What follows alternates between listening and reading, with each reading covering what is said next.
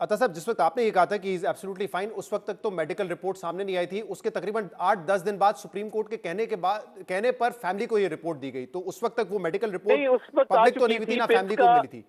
PIMS का एलामिया भी आ चुका था और डॉक्टर इमरान सिकंदर का उस वक्त वीडियो वो बयान भी आ एलामिया भी चुका बाद में था। आया था। नहीं सर, वो भी बाद में आया था। You are the first one to confirm, चाहे अस्पताल जराए हो या सरकारी जराए हो, के इलाज बट हुआ है उनका। मैंने उसमें रेफर पिम्स की ही रिपोर्ट को किया था कि डॉक्टर्स की रिपोर्ट जो है वो आ रही है और वो कंफर्म किया है कि कोई सीरियस इशू नहीं है।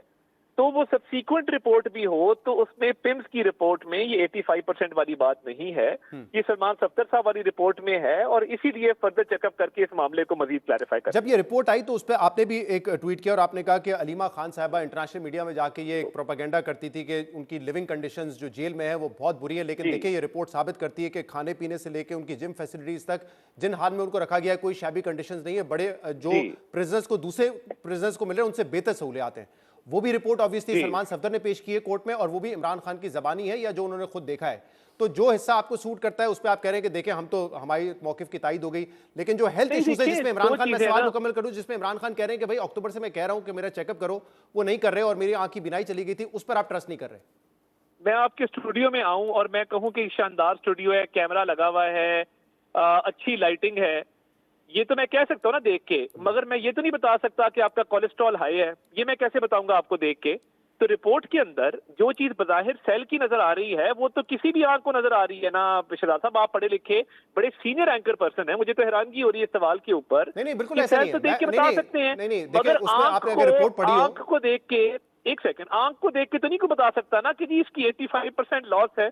तो ये तो बड़ी क्लैरिटी के साथ है, सूट करने की बात नहीं है। एक असेसमेंट है जो सामने नजर आ रही है, एक असेसमेंट है जो सामने नजर नहीं आ रही, इसीलिए उसमें फर्दर इन्वेस्टिगेशन की जरूरत। उस रिपोर्ट के दो हिस्से हैं। एक तो ऑब्वियसली सलमान सफदर साहब ने विजिट भी किया सेल का, और दूसरा इमरान खान की जबानी भी उनसे पूछा गया, आपको कोई तकलीफ है? उन्होंने कहा मुझे और कोई परेशानी नहीं है, मुझे डेंटिस्ट नहीं दिया गया 2 साल तक, मेरे बच्चों से 2025 में सिर्फ 2 मरतबा बात करवाई गई, और मुझे ये आंख का मसला हो रहा था जिसपे इन्होंने तवज्जो पहले नहीं दी और फिर बाद में मुझे पिम्स ले जाया गया। तो उसमें इमरान खान का पूरा वर्जन है जिसमें बताते हैं कि मैं अपनी मर्जी से खाना पीना तय करता हूं, मैं बता देता हूं क्या मेन्यू है, मेरे पास जिम की क्या इक्विपमेंट है, मुझे कब वॉक करने दिया जाता है। ये सब उसमें लिखा हुआ है उस रिपोर्ट में, जो कि कोर्ट में भी कहा गया कि उससे मैच करता है जो ऑब्वियसली जेल अथॉरिटीज का पॉइंट ऑफ व्यू है।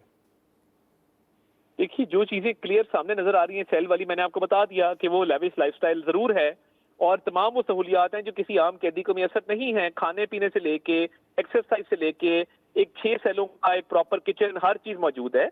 जहां तक मेडिकल इशू है वो तो मेडिकल एक्सपर्ट ने बताना है ना। सलमान सफदर साहब तो नहीं कह सकते 85% है या 65% है। इसीलिए मैं कह रहा हूं कि फर्दर चेकअप होगा तो मामला क्लियर हो जाएंगे इंशाल्लाह। हाँ, लेविश नहीं कह सकते कि जो बेसिक नेसेसिटी जो देनी चाहिए किसी प्रिजनर्स को वो दी गई नहीं, बट किसी प्रिजनर को देखें, अब वो तो ये चॉइस है ना। नहीं, लेविश में इसलिए कह रहा हूं कि एक ट्रेडमिल और बाइसिकल नहीं दी जाती, वॉक जरूर कराई जाती है। हमारी पार्टी के लोग भी जितने जेल में थे उनको वॉक कराई जाती थी, ट्रेडमिल किसी के पास नहीं थी। मैं इसलिए इसको लेविश कह रहा हूं। आप you have a right to disagree. ठीक है, नहीं वो सही, आप बिल्कुल ठीक कह रहे हैं। उन्होंने कहा डंबल्स चाहिए, वो उनको दे दिए गए, बाइसाइकिल उनको मिल गई, किसी को एसी की जरूरत होती है एसी मिल जाता है, इनको कूलर मिला हुआ है। अच्छा, ये बताइएगा अब अता साहब के जब भी इस तरह के मामलात होते हैं, पाकिस्तान की तारीख में सियासतदान जेल भी गए हैं, सियासतदान को हेल्थ के इश्यूज भी हुए हैं, जब भी ऐसे मामलात होते हैं कि कहीं ना कहीं फिर बात होती है कि क्या कोई सियासी डील हो गई है। इस मर्तबा भी आप देख रहे होंगे बड़ा स्पेकुलेशन भी हो रही है सोशल मीडिया पे खास तौर पे, तो क्या कोई ऐसे मामलात हैं?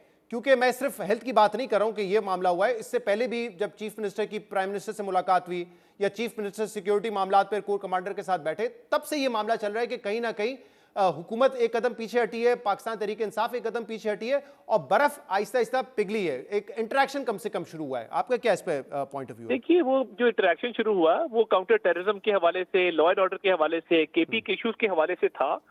उसको इससे जोड़ना मैं नहीं समझता मुनासिब होगा। और देखिए, हम दुआगो हैं कि वो अच्छी सेहत में रहें और उनकी सेहत पे बिल्कुल हम ना सियासत करना चाहते हैं, ना करनी चाहिए। उनका सेहत का एक अलग इशू है, गवर्नेंस के अलग इश्यूज हैं। गवर्नेंस के इश्यूज को अलहदा डील किया जा रहा है, सेहत के इशू को अलहदा डील किया जा रहा है। ये तासर गलत है कि कोई डील या कोई ढील या कोई इस तरह का मामला उनके लिए कोई जो है वो किया जा रहा है, कोई नेगोशिएशंस हैं, ये तासुर गलत है, इसको मैं स्ट्रांगली रिफ्यूट करता हूँ। राइट। एक और मामले पर बात करनी थी, क्योंकि पीका ऑब्वियसली आया, आप ही के अंडर आया, और इस पर आपको पता है कि साफियों के साथ आपकी मुख्तलिफ मुलाकात थी, उनका एक खिलाफ भी था कि ये कानून जो है ये मिसयूज होगा। कल हमने एक मिसाल देखी है, साफिया खुर्रम इकबाल साहब, पहले खबरें आई कि वो लापता हो गए, बाद में अज़मा बुखारी साहबा ने कहा कि वो लापता नहीं है, उनको हिरासत में लिया गया है क्योंकि उन्होंने फेक वीडियो पोस्ट की थी और उसको फैलाया था, और पीका के तहत उनको गिरफ्तार किया गया है। अब बाद में वो उनका मैसेज ट्वीट भी आया कि मैं वापस अपने घर की तरफ जा रहा हूं और मैं बिल्कुल खैरियत से हूं, लेकिन सबको पता चल गया सोशल मीडिया पे कि जो उन्होंने पोस्ट किया था ना तो उसमें कोई बदतमीजी थी, डिसरेस्पेक्ट थी, और सबसे बड़ी बात फेक वीडियो भी नहीं थी। लेकिन क्योंकि इस कानून के तहत ये इजाजत है कि पहले आप हिरासत में ले लेंगे और फिर देखेंगे कि क्या उसने जुर्म किया या नहीं किया है। ये पीका के मिसयूज की एक बड़ी मिसाल है, या जो गलत कानून है जिसको काला कानून कहा गया साफती हल्कों में, ये उसकी एक मिसाल सामने आई है। देखिए, कल इस मामले को खुश उसलूबी से हल कर लिया गया और मैं तमाम मैनेजमेंट से राब्ते में रहा, उनके सीनियर लोगों से भी राब्ते में रहा, और एक समझ लें कि मिसअंडरस्टैंडिंग थी जो कि शायद थोड़ी आगे चली गई, नहीं जानी चाहिए थी। इस मामले को बड़ी खुश उसलूबी से इसको हल कर लिया गया है। जो हुआ वो नहीं होना चाहिए था, मैं इतना ही कहता। बट ये कानून में क्योंकि इजाजत है ना कि आप अरेस्ट नहीं, कर लें, बाद में कानून देखें में तो कि क्या इजाजत उसने नहीं है गलत किया या नहीं किया कानून है। में देखे ना, वो कोई ना कोई एक स्पीकिंग ऑर्डर भी पास करना होता है, तो इसलिए मैं समझता हूँ कि बेहतर है कि मामला खुश उसलूबी से इसको टाइमली हल कर लिया। तो ये वाकई मिसअंडरस्टैंडिंग थी, क्योंकि ये वीडियो जो भी एक स्लिप ऑफ टंग था या उन्होंने पॉज नहीं लिया मरियम नवाज साहब ने, कोई ऐसी बड़ा इशू तो था ही नहीं ना। मिसइंटरप्रेट किया गया, वो वही कह रहा हूं कि बड़ा इशू तो था ही नहीं, लेकिन ऐसा इशू था कि उसको इग्नोर किया जा सकता था। लेकिन बाज लोग ये भी कह रहे हैं कि ये सिर्फ एक मैसेज है कि कोई गलती भी हो जाए तो उसको अगर आपने हाईलाइट किया या उसका तमस्खुर उड़ाया या उसको फैलाया तो फिर आपके साथ ये होगा। नहीं, मैं समझता हूँ कि एक मिसअंडरस्टैंडिंग थी और टाइमली हल कर लिया गया। बहुत से लोगों ने उसमें अपना किरदार अदा किया, और देखें वो मरीम नवाज साहिबा की बात में कोई गलती नहीं थी, उसको मिस इंटरप्रेट करके उसकी एंगलिंग की गई, तो उस पर मैं समझता हूँ कि राब्ता करके उसको बेहतर तरीके से भी हम कर सकते थे। बट बहरहाल कल वो खुश उसलूबी से मामला हल हुआ, टाइमली हुआ।